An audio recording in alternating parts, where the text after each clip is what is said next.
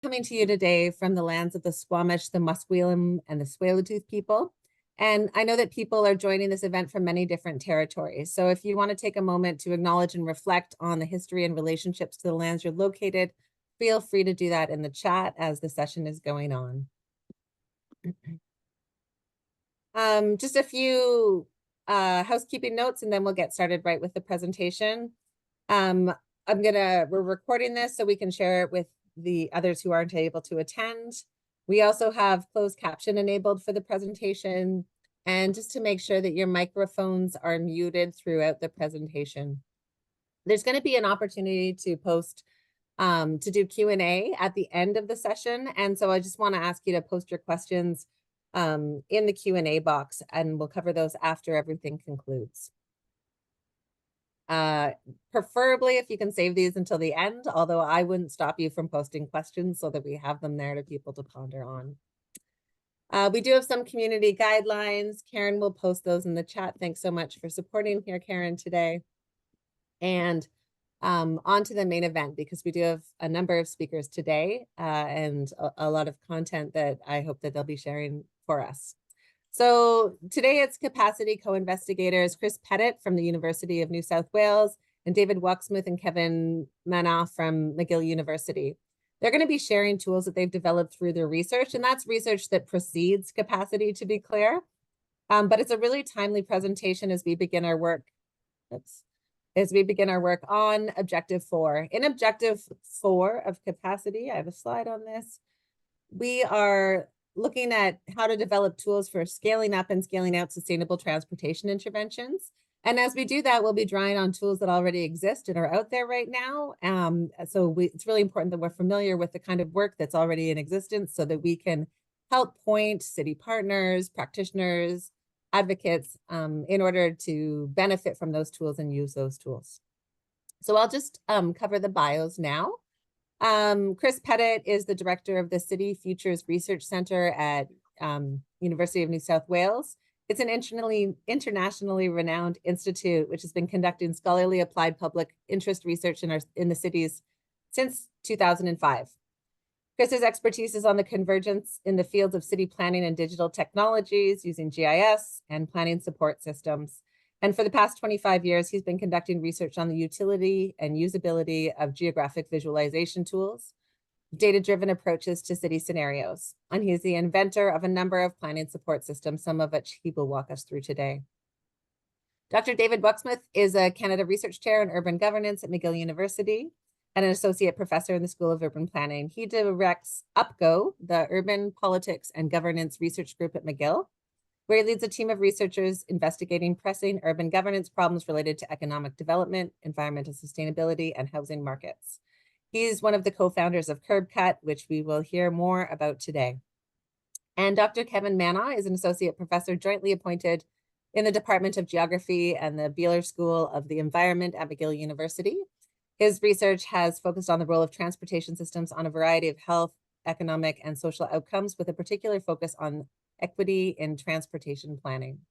So the way we're going to do today is Chris is going to do the first presentation, about 15 minutes, and take us through his tool. And then we'll go right into David and Kevin, who will give us a presentation. And after that, we'll do sort of a collective Q&A period at that point. Does that sound good? Okay, I will stop sharing. Hold on. Was I not sharing? Okay, Chris, can you share now? Let me see if it's going to let me.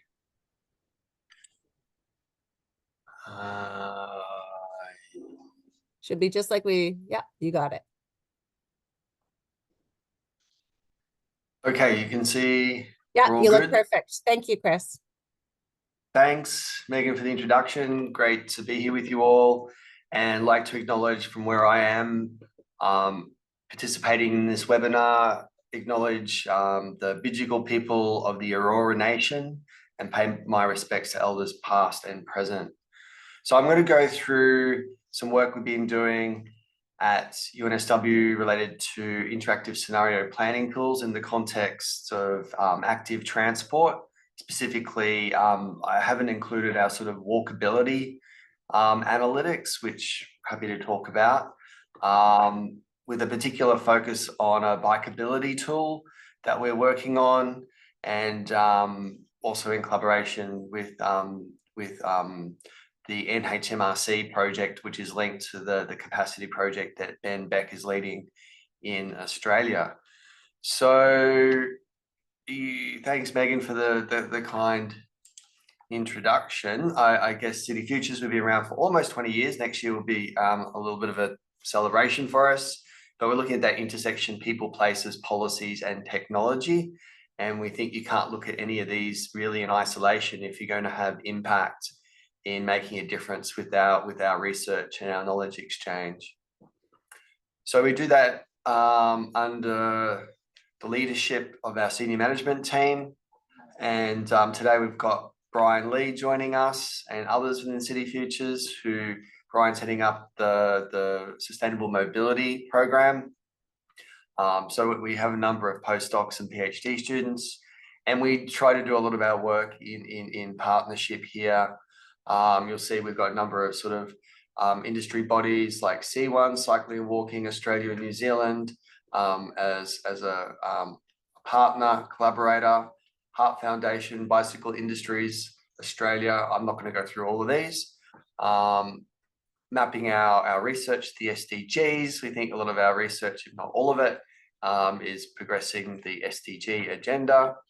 And what I'm going to focus on is really this intersection. I'm not going to talk about all the research we do, but sustainable mobility sort of intersecting with our sort of urban analytics capability in this sort of digital planning tool arena. So the Sustainable Mobility Program, which is headed up by Brian and co-led by Mike, who are both CIs on the capacity project through the NHMRC project. Mike's just had a baby literally the last week, so he's not joining us as he had the second addition to his family, and obviously that's come as a priority. So really we've started building up this momentum, and it's great to see that in Australia it's becoming more of a focal point. We have still many problems in being able to get people supported with the right infrastructure to walk, cycle to school, to commute, for recreational activities. And we're trying to take a data-driven approach, building some of these tools and working with councils and government. We also have Lee Roberts, who is leading some of our initiatives that I'll talk about. One of our associate researchers, Lee's on the call, and Miriam has just started with us, who is actually going to be working predominantly on this project. And welcome Miriam, who started with us just a few weeks ago. So that's the team. We have a number of these city analytics labs that we use to co-design the tools that we're going to show you. And we sort of take this agile approach where we co-design the tools with the councils and state government, other users, to sort of make sure we're not just creating some sort of academic tool that we can get a nice paper out of, but councils, municipalities, and government don't really find usable in practice. It's still a big challenge trying to get these tools actually rigorously used, that we find. I'd be interested to hear how things are going in Canada, but being able to then get these up through the technology readiness levels from 1 through to 9 is something that we're mindful of and trying to work through. So we build a bunch of digital planning tools. There's a screenshot there that's moving now of some cycling data across all the cities in Australia from an app that we started. We captured that through one of our partners, Bicycle Network, a few years ago, and we were sort of training some agent-based models using that data. Unfortunately, that data source disappeared. Strava is available. I'm sure we're all sort of using Strava, but with this sort of Bicycle Network data, we could get from point to point, all the GPS sort of points, for quite a large number of journeys.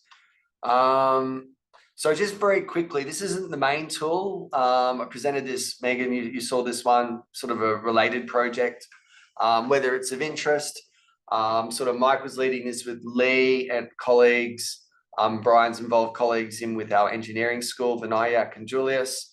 So this is like trying to look at how we use visualization to look at better street design. And so I'll just touch upon that quickly. And so, and there's a couple of reports on our website on this. We haven't got papers, but we've got some white paper reports that have been sort of peer reviewed by the funding agency, and are publicly available that we can disseminate. The New South Wales Cycle Design Toolbox, and then that's what we've got in New South Wales, and then comparing that to international best practice. You know, that is a piece of work that Lee led. That's I'm not going to go into the details of that. But what we've been looking at is trying to focus a lot of our research around this interested but concerned rider cohort, you know, in Geller's topology, and trying to understand how we can sort of, you know, look at infrastructure, design better cycleways, so we can try and encourage more trips and conversions from this cohort into, you know, those who are actually going to cycle. So we tested a VRM virtual reality simulation environment, and measuring perceptions of safety and comfort, different type of bike paths that we simulated using gaming engine technology to build. So being able to then look at these sorts of design interventions, and you know, this is just a sample of them in the slides. There's more that we've documented and that we'll all be aware of, but really trying to understand, you know, how people might react to these design interventions and some of the issues that they have. So with the existing streets as they are. So this is the sort of equipment that, you know, we decked out in the tracks lab. You can see that there's one of the bikes there, and of course you have to have your VR head-mounted display and other sensors there to understand physiological sort of readings and so forth. And then being able to look at some real world environments. So working with Transport for New South Wales, sort of our peak agency in New South Wales and Sydney, who are tasked with, you know, funding and, you know, building the infrastructure. So we picked some real world examples in a couple of areas, one in Western Sydney, Penrith, which is sort of on the edge of the city, and then Wollongong, which is sort of a satellite city, smaller city to Sydney down the coast. And we built 3 scenarios for each of these streets using, I think it's Unity. So we're putting the GIS data into that environment, and then sort of coming up with these different environments in the virtual reality. And then this is sort of what it looks like from a user perspective when they're in the lab, and being able to then, you know, measure speed, lateral tracking, heart rate. You can see the other sort of, we had eye tracking in the VR, so down to get those measurements. So currently the team's just writing this up as a paper, and we sort of had 82 participants come through the lab, and we got these metrics, and also, you know, surveyed a written survey before and after. So I'm just going through this quite quickly, but this is the sort of simulations that we were testing. So some of the outcomes there: respondents strongly preferred separated infrastructure. Interestingly, I won't go through all of those, let you read them, but quiet ways with the least preferred design, which was a little bit surprising to the research team. And we had limited scanning right to left at intersections. I'm not sure that's because of an artifact of putting them in a VR and they just, you know, a bit sort of blasé about it, but they weren't really scanning as much as we thought. Conscious of time, so I'll go through this quite quickly because I want to get into the next one. Is yeah, there's some learnings there for practitioners too, that I'll let you just quickly peruse, and then we'll move on. But I will just point out that there's in one way, we can say the VR simulations are inexpensive insofar as they're inexpensive in compared to actually building a living laboratory using real infrastructure and say, hey, let's build this and then test it. but they're still, from a research perspective, quite expensive. So, you know, you need a gaming engine designer, you know, you need to be able to, you know, you can't just produce these things on a small budget from a research perspective. But from a real world perspective, they're a lot cheaper than building it and then finding it doesn't work and then having to rip it up and build something else. Okay, so the tool that we think is probably more relevant to Objective 4 is this cycling infrastructure scenario builder that we got funding through the Australian Research Council. We've had 2 years of dedicated time building this. Brian's done great work leading this with Lee and Bala, who has built the dashboard interface and done some of that work coding that up. And importantly, we did this with state government, and 2 of those councils I mentioned before, Wollongong and Penrith, heavily involved in this. And so really we're trying to focus this tool on what if we put in new infrastructure and various types of infrastructure, what will that actually likely mean for uptake? How many additional trips and journeys will that likely unlock? So we've got limited funding in New South Wales. I'd say probably, I suspect, a lot more limited than what's in Canada relative to the cost of building our infrastructure. And so they have all these councils putting up these proposals and they have to prioritize which ones they build. So that's one usage of this, is to understand, well, if they're prioritizing a kilometre of infrastructure in Council X compared to Council Y, how many trips is that going to unlock? So being able to then run that, and there's a series of models that I'm not going to go into too much detail, but Brian, we can also unpack those further. There's a propensity to cycle model, accessibility model, and other models that are there underneath the dashboard.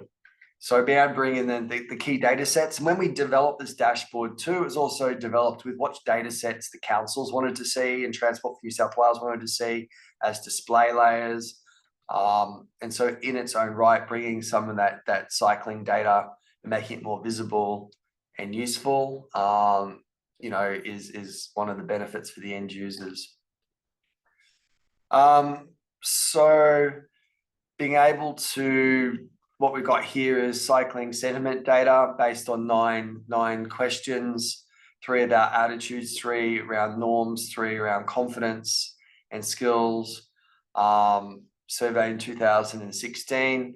And so even bringing the results of this sort of information in here is useful. Then bringing in the existing road network. I should say this is all hosted on AWS. And so it's all sort of interactive. People will give the URL, they can log into it. What we want to do in the next little while is technically containerize it so people can get their own, this is our next phase, is their own login and their own environment, so they can create their own scenarios and save them. At the moment, there's only one instance of the tool. So if we go in there and reset it, everyone sees the changes and that sort of thing. So yeah, what you've got there, screenshots, City of Fairfield, it's one of the cities comprising metropolitan Sydney. Green lines indicate the existing cycle lanes, either separated or shared with pedestrians, and purple lines, the general streets where cyclists have to ride with traffic. And you'll see there's a lot there that they just don't have any infrastructure. We created a cycleway network connectivity layer, visualizes how well cycling lanes are connected to each other, and those cycling lanes displayed in the same color indicate that they were connected to each other within a distance of 50 to 100 meters. So it's not perfect because there's gaps in that network, and as we know, those impacts of those gaps can be quite significant in rider uptake. And then if we focus in on Cabramatta, one of our train stations, what we can see there, the colourful dots represent points of interest. So that's one of the variables that we use in sort of understanding how many additional trips will be unlocked and that sort of thing. But we've also got displaying where they are in relation to the cycle infrastructure to parks and schools and shopping spots.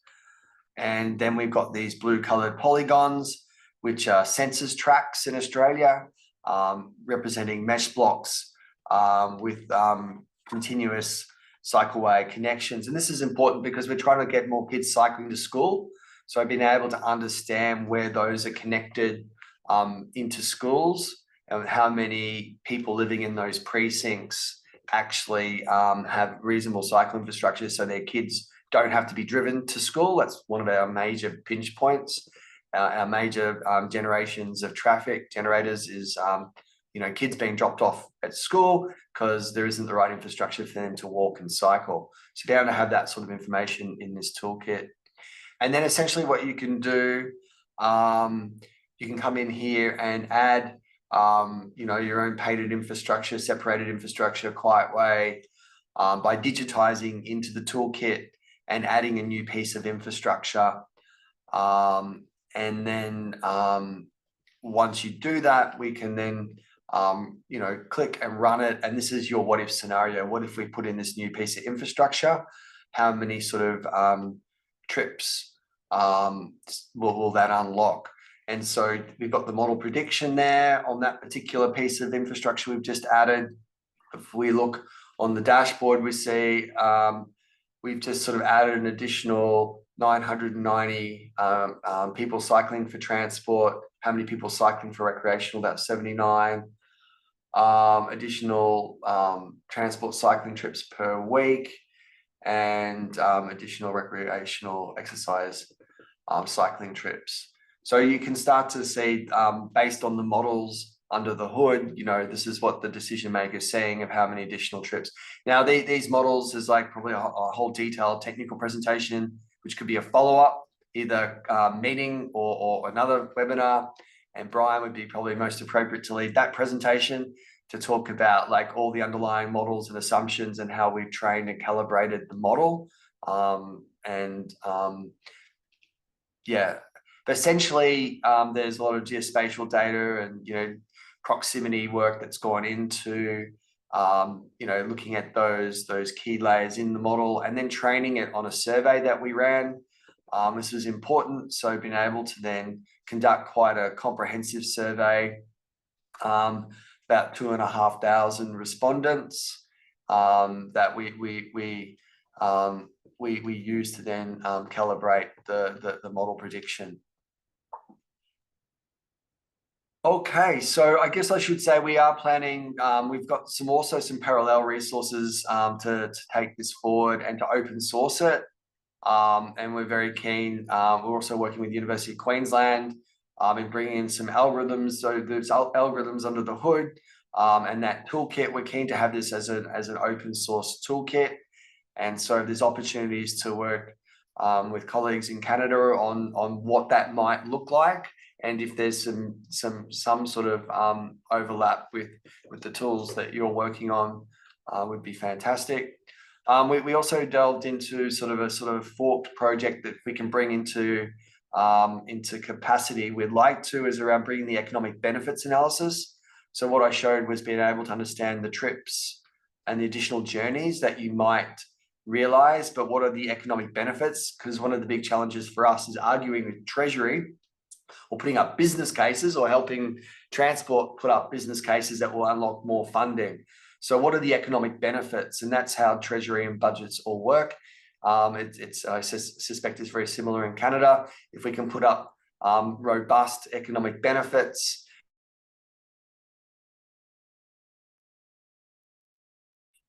in more cycle infrastructure.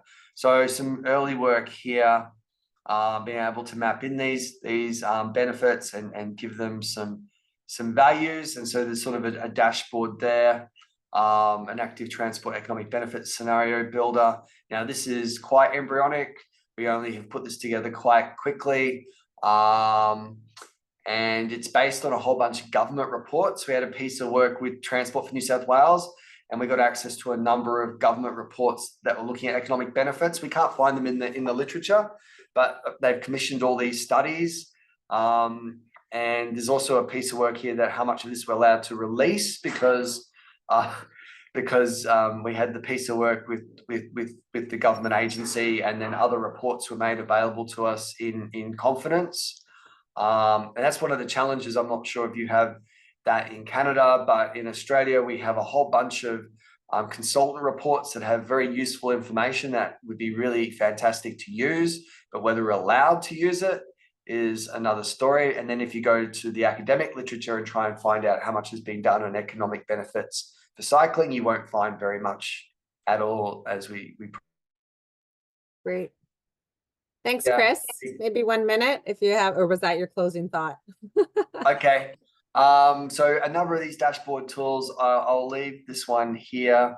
We can then model that through for the study areas, get some costings. We are building a national platform now the next 12 months, and we'll roll that survey out across to 12,000 respondents. We are scaling that bikeability tool across Australia, and developing it a lot further in Melbourne through the capacity program.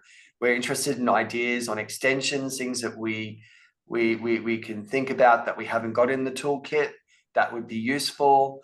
Linkages open to integrating, with other tools or algorithms in a sort of a collaborative way across the whole program, and working towards, this national view of this geoportal dashboard and series of tools and inputs, which I'll just leave on here. So it's captured in the webinar, just as I give my last 20 seconds. But yeah, this is another sort of related project that we have, which is around research infrastructure, and trying to bring, a lot more of this data into this sort of digital space to help practitioners sort of make evidence-based decisions around cycling. We need more work in regional areas. We're pretty weak on that, big capital cities. We want to be able to have this longitudinal panel survey. And ideally, I was just, last week, Carl Steinitz was putting it out when I was presenting at UCL about how do we globalize these models? And I think that's a real big challenge for all of us. We can have our models and our tools that work in our own countries and jurisdictions, but how do we truly globalize, some of these models? And if, maybe that's an opportunity for the program to seriously look at in some shape or form, how do we start to have a toolkit that can be applied easily and readily in other jurisdictions around the world, and we could leave a legacy or a next step in this tool space. I'll leave it there. Thank you. Thanks so much, Chris. And so just while you maybe stop sharing your screen and David and Kevin get set up, I think that was a great tour of what's happening in Australia. And thank you for prompting what's hard and also opportunities for us to make it global. Just to those on the call, I want to say that please feel free to drop any tools that you see or know of in the chat. There's an RA, working on Objective 4 who's compiling a list. And so you'll get asked this at some point, but you can get the list started now. Chris just showed us like 4. Maybe more than that. I wasn't counting the different chapters of your presentation, but clearly as a producer of different tools over there. And I invite David and Kevin to take it away. Getting there. Great. Well, we're so thrilled to be here. Thanks for the invitation. And Chris, it's great to be joining across the Pacific Ocean here. I think I'm going to start and then I'll pass it over to Kevin halfway through. I think Megan already introduced me. I'm David Wachsmuth from McGill University. I'm in Ottawa right now. I just want to note that's the unceded, unsurrendered territory of the Anishinaabe Algonquin Nation, whose presence here reaches back to time immemorial. And today we are going to be demonstrating Curb Cut, which is something we've been building for quite a number of years now, but has only recently gone public. We're very proud of it. It's a platform for deep, dynamic, and intuitive exploration of urban sustainability. And I think we'll see some kind of complementarities with what Chris presented, because I think we're coming at the kind of broad question of geovisualization from a kind of a different direction, less focused right now on modeling and more focused on kind of harnessing existing data sets for, as we say, deep, dynamic, and intuitive explorations of urban sustainability. And really this is what the tool looks like. We're going to spend most of the time doing a kind of live demo and kind of keep my fingers crossed that the hotel Wi-Fi participates, cooperates here. But really our kind of inspiration comes from something more like this. I don't want to pick on our good friends at the City of Toronto, but this is a fairly typical municipal GIS portal. And there's a lot to like here. It makes a bunch of public information about the City of Toronto accessible on a certain level. You can certainly click on a lot of checkboxes and choose a lot of things if you want. But I think that our reflection is that as users of these kinds of tools, we've often felt kind of like Odysseus must have with, kind of trying to navigate his ship between, if you're familiar with Greek mythology, Scylla and Charybdis. Scylla is the big monster. It'll eat you if you get too close, and Charybdis is the big whirlpool. It'll suck you down if you get too close to that. It kind of feels like in the space of geovisualization, interactive geovisualization, we've got a kind of Scylla and Charybdis problem. And we think about these as kind of, first of all, a tension between breadth and depth in these kinds of tools. Do we want to put a lot of things on the table, but by doing so kind of sacrificing the ability to really dive deeply into a few things? Also, flexibility and intuitiveness. If we build tools that are really that allow expert users all the flexibility that they want and that they can handle, are we sacrificing intuitiveness for people who aren't maybe expert users but could still benefit from kind of exploring the data? And then lastly, although it's not something we're going to focus on too much today, but it's been a big focus of CurbCut in general, is quantitative and qualitative data. Kind of the forms that do a good job of kind of letting users interact with these data types often are kind of different and to some extent in tension with each other. So the challenge that we've set ourselves is why, the kind of por qué no los dos? Why not both? Can we have breadth and depth? Can we have flexibility and intuitiveness? Can we have quantitative and qualitative data all together? So we're not sailing between these two hazards. Instead, it's open waters, right? And the good news is, I think we've done it. We certainly have one possible answer for this, and it's what's called CurbCut. And so we'll tell you about how it works in a minute. But first, I'm going to flip over to a little demonstration here, and I will show it off in practice. So let me.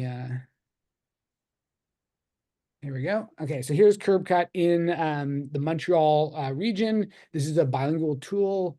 I'll flip it over to English for the purpose of the demo. And the second part of this, when Kevin, he'll talk about some kind of specific sustainable transportation applications. I'm just going to show one of the other kind of, pages on the site for kind of a reasonable demonstration of kind of basically the idea of CurbCut. So this is a page looking at climate risk on the island of Montreal. And this, because most of what we have is open data.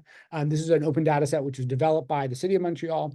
It's got a bunch of different indicators of climate risk, which you can kind of read about. Right now we're looking at drought vulnerability. I'll flip that over to heat wave vulnerability instead. And what we got here is a raster data set, and you kind of zoom into the map, you can see in kind of finer and finer detail the distribution of heat wave risk in the Montreal region. If you want, you can get right down to 25-meter grid pixels.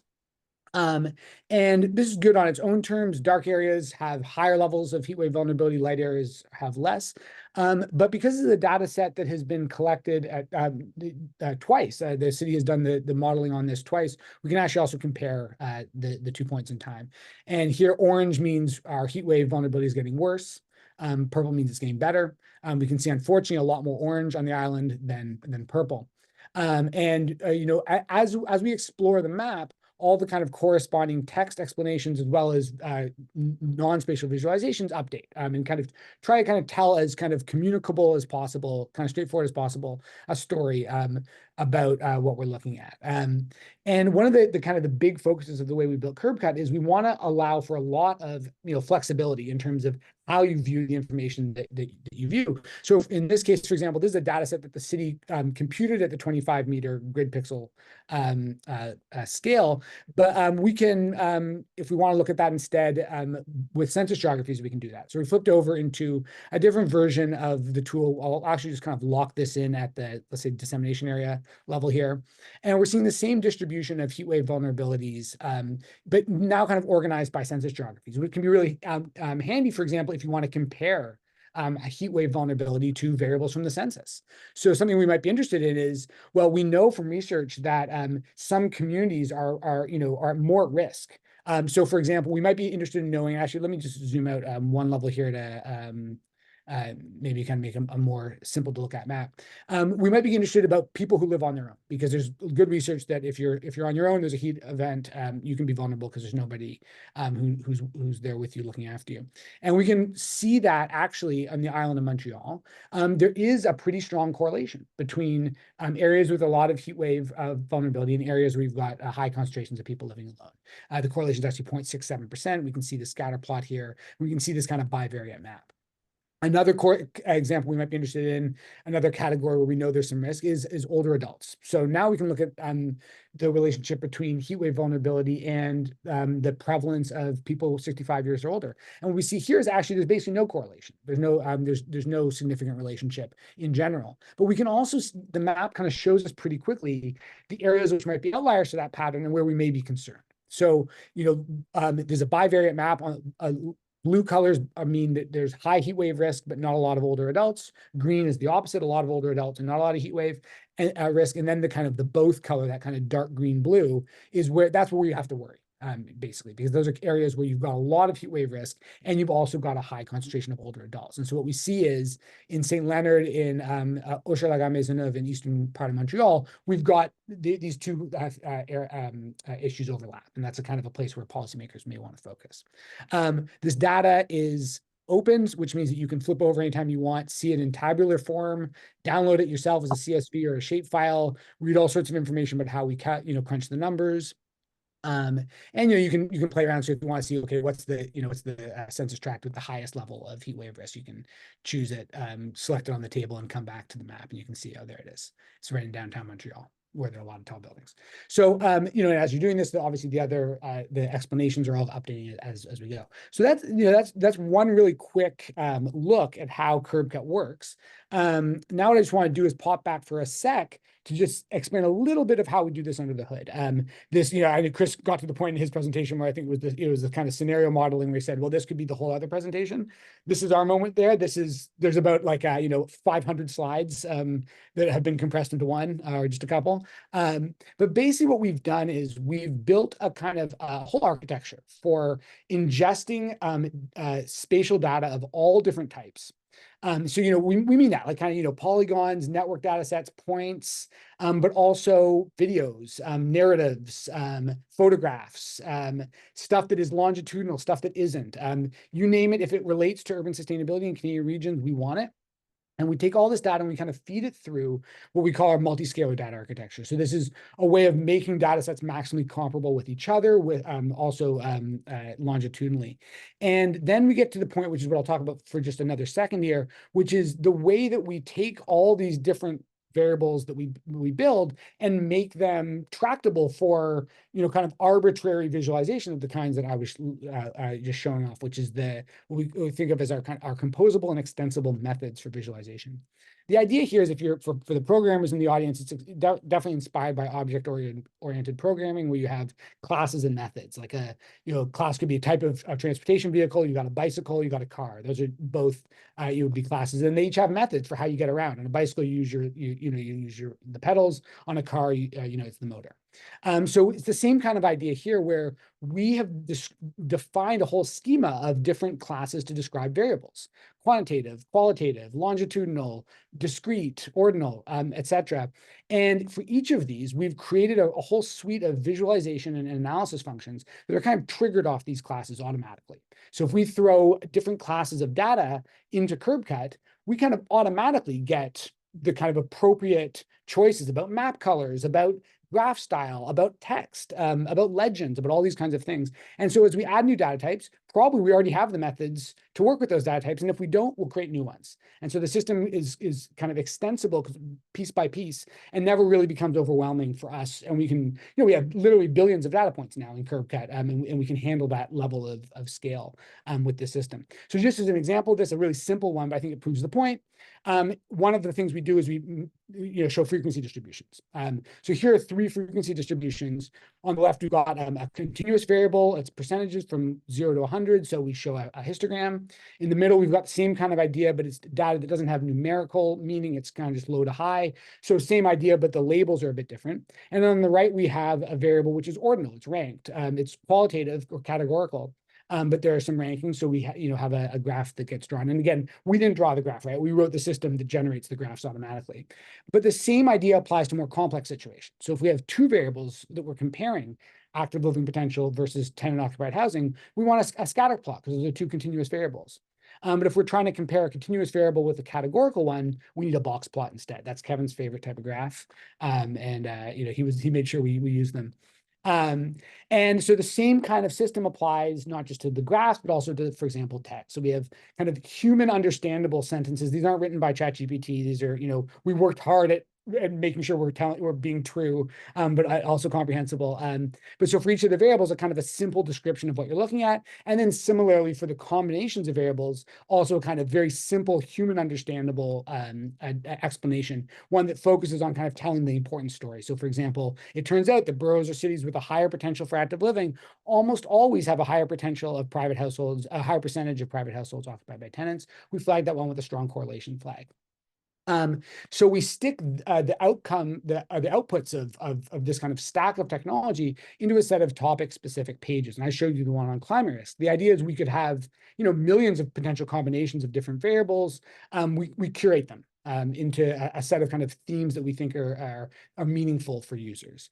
And so now what we're going to do is flip over. Kevin, should we do Vancouver? And we can talk about accessibility to amenities. So let me grab Vancouver here. This is one of what I showed off before was sorry, I got to move my Zoom. Was open data that we that built by the city of Montreal and then kind of intersected with census variables. But now we're going to talk about something it's Curb Cut's own data. So Kevin, take it away, and I'll be the mouse. Okay, fantastic. Yeah, it's great to be here. Just to quickly say, I'm a big fan of what Chris is doing, and I'm happy to be able to show off what Curb Cut has been doing. I'm joining from Chokchogi, which is also known as Montreal. I just got back about an hour ago from Bogota, Colombia, where I was interacting with some of our colleagues down there for the Whistler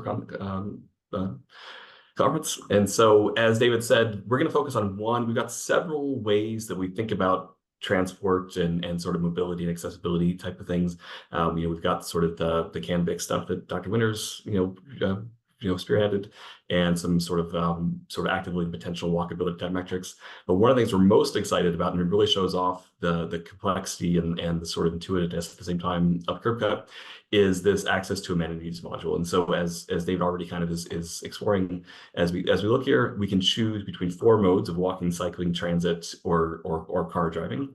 And we can choose a time threshold, anything from 0 to 60 minutes. And so here we're looking at walking within 25 minutes, now we're 40 minutes, and we've chosen a destination. We've chosen access to food distributors and specifically grocery and convenience stores. We could have chosen more specific things in terms of more sort of meat and fish markets and these kind of more specific things. But in general, we can show off these more in general type of things in terms of just access to grocery stores, for example. And so we can go to something like maybe a more intuitive threshold for a number is like a 15 minutes. We've heard so much about 15-minute cities, so let's go to like a 15 minutes by walking, and we can zoom into downtown Vancouver, for example, and look at that, for example. And we can also, before I show off the next step, we can choose a different destination. Let's say something about another thing we're all interested in, I think, is can children access schools on by bike, right? And so we can look at David is magically choosing schools as I say it out loud, right? And so now we're looking at biking to schools in a 15-minute threshold. And so we see a very different map where we still see a focus on kind of downtown Vancouver is where you've got better bike lanes, also different distribution of schools. And then, for example, again, the sort of the power of Curb Cut then says if we want to make a comparison, we can go into this next drop-down menu here and say, an obvious thing to start might be, again, but there's lots and lots of options here.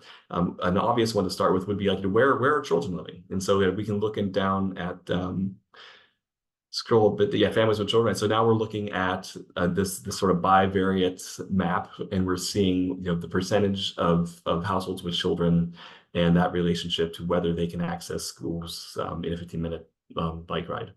And so we see something I'm kind of doing this for the first time. So yeah, we see there's a weak negative correlation between these two things. This is what David was mentioning. This is very intuitive text that we can see that's generated here by how we programmed it, and we can understand the relationship between those two variables. And again, this bivariate map. So for example, where this sort of greenish area are places where there's lots of households with children and not good access to schools in that 15-minute threshold. The dark, for example, there, so that's where you got basically, that's a very interesting sort of policy relevant finding right here. And I should say, as David zooms in, you actually see the locations of the schools, which is something that's, again, we've more recently added to CapaCITY.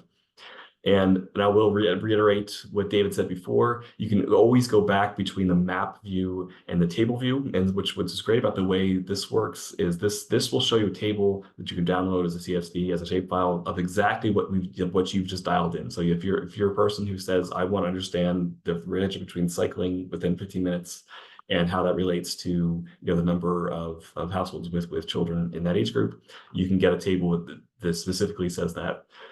Which is a great, easy way. You can do whatever you want with this. Since we make this, publicly available, you can do that. Make your own maps. You can do whatever you want to make that. And maybe just real quick, I'll show off, or we'll give an example, I should say, of a different mode. So let's look at transit, for example, another relevant to, I think, all of us, and maybe less so in the sort of safety of active transport. But again, just to show what we can do here with this tool. And here, because public transit works on schedules, the other thing that happens here is not only choose a time threshold, we choose is if we are talking about a weekday peak, or we're talking about a weekend night. So we can choose based on the GTFS data. We can choose all those things, as David again is doing as we talk here. So this is like weekday traffic peak, which is maybe the most obvious thing to think about. And then again, we can think of something else in terms of a destination here. So here, we could go back to something like, like grocery stores, for example. Where are places that you can actually access food within a 15-minute transit ride and get these complex relationships, and then to be able to compare those to whether it's average income, whether it's housing values, whether it's where immigrants are living, where visual minority populations are located. And so we can see all these relationships again with the intuitive text, and be able to show the scatter plot tells you where those outliers are. It tells you where, for example, we might want to have some response to where it's housing is expensive and it's also difficult to access food by transit. And so I'm happy to take any questions at this point. We're happy to take any questions at this point. We could go on and on and on. I'm just showing you different combinations, but that's kind of the sort of the main. Again, we have a specific module for a kind of more just plain old walkability and cyclability type of metrics. But this, we kind of want to show this one more as something that really takes a lot of the power of CapaCITY into one way of thinking about things.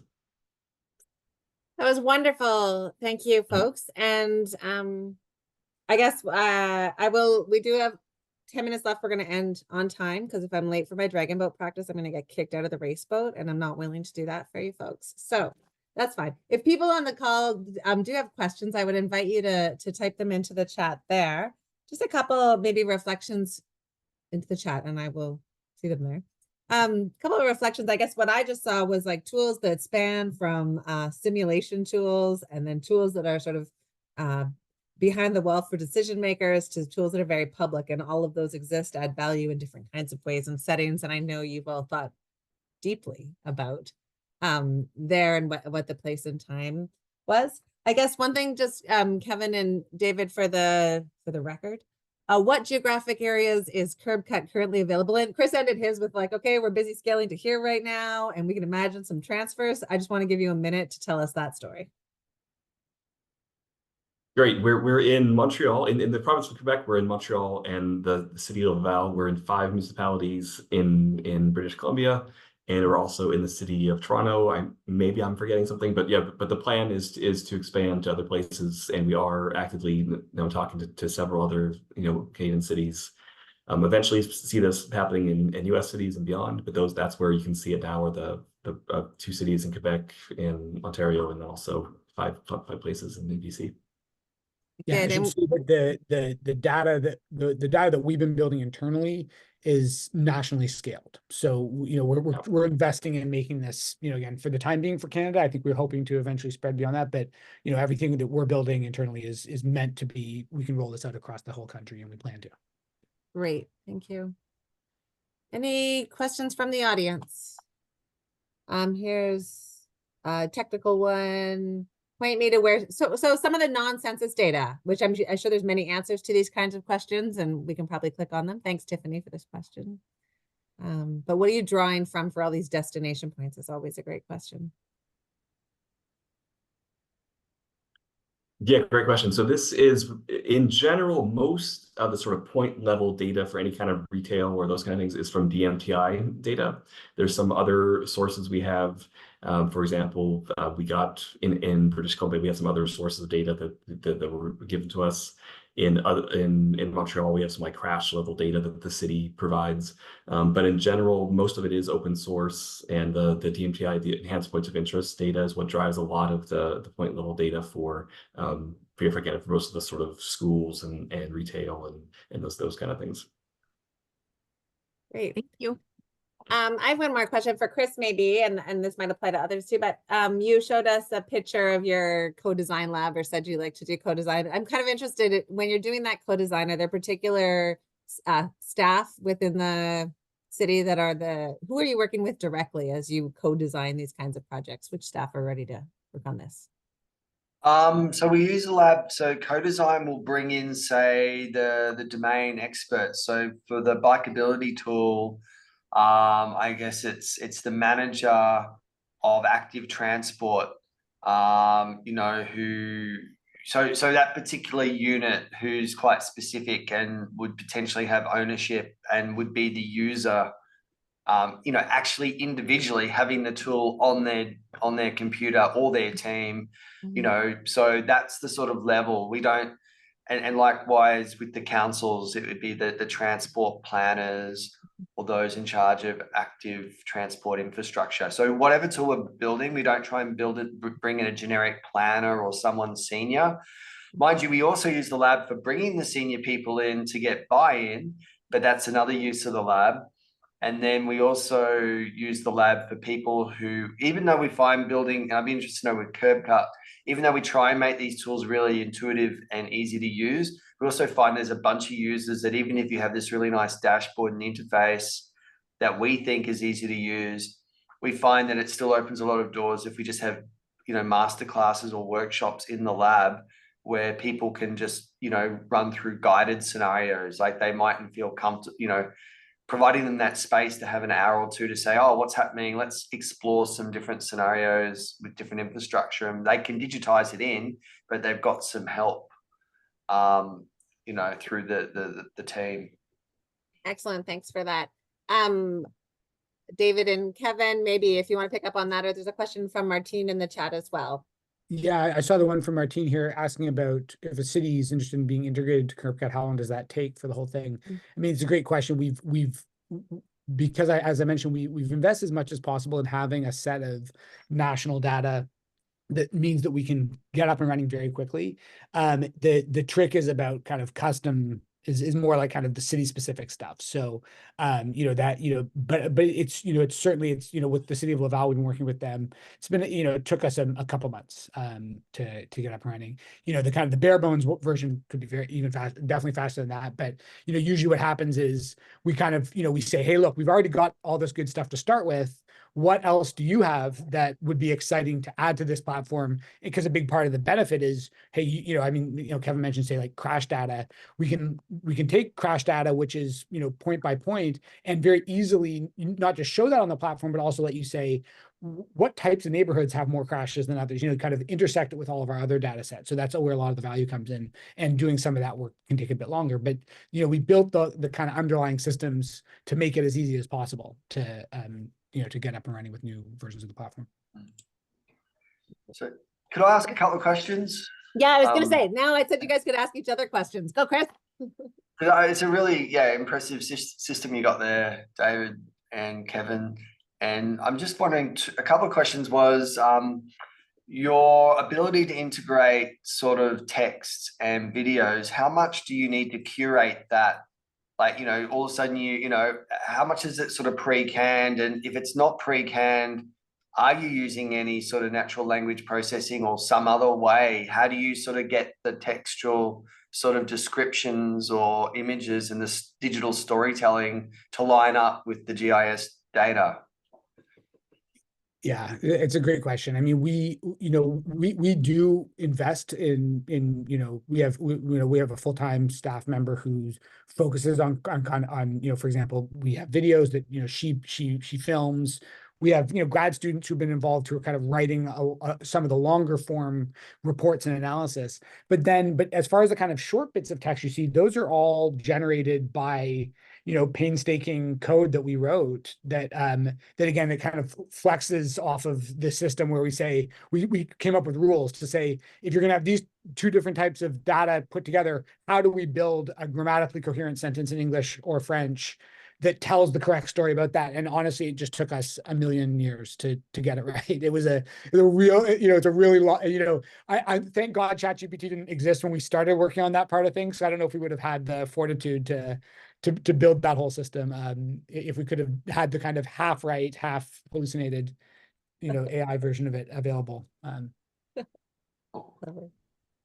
your data schema, like your schema that you've built, is that like, do you find one of our challenges in Australia is applying our bikeability tool, which is very front and center for us, is that what we might call a quiet way in Sydney, or even how we define our different cycling infrastructure definitions is different in different cities and jurisdictions.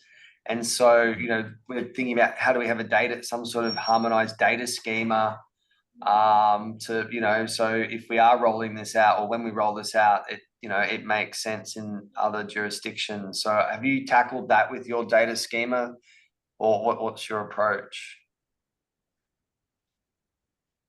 Yeah, it's another great question. I mean, David might have some other responses too, but I mean that for like Canvas has sort of solved some of that specifically for the Canadian site, because again, like Montreal has its own set of definitions and things, but the Canvas system has kind of solved that to say that, okay, so we can do that nationally from OSM data. So that's one example, and that's a good example of how sort of this teamwork works as well. And another thing that we kind of dealt with recently was different zoning. Another thing that again we can show, so you can see some of this on the BC version of CurveCut are some of the zoning kind of maps we've done. But that's again tons of work from us, a big team of RAs to kind of see, to make sure different jurisdictions had the same, what R1 meant in different places, or what single family zoning meant, and all these things. And so that took a long time just for one province. So that's something that is something we need to sort of scale up to be, because eventually we want to be able to show a zoning map for the entire country, and to show what happens when again, like Bill 44, something's happening in BC as we speak in terms of getting rid of single family zoning, and so we've done all this kind of modeling to show what that might look in different places, or where those kind of things are implemented. Sweet. Thanks so much, Kevin. You sound like you're so up to speed on BC housing policy, so which is I know you are right now, but lovely to hear. So I guess I just want to thank all the presenters for taking the time to share these tools with us. I feel like walking us through them in your own words and your demonstrations and your use cases is so valuable for us to see and understand, and also sharing a bit about what's under the hood and how much work is there, which I would say we know, but we really I don't need to know all the details. Well, I don't need to experience them myself. So thanks for doing that work.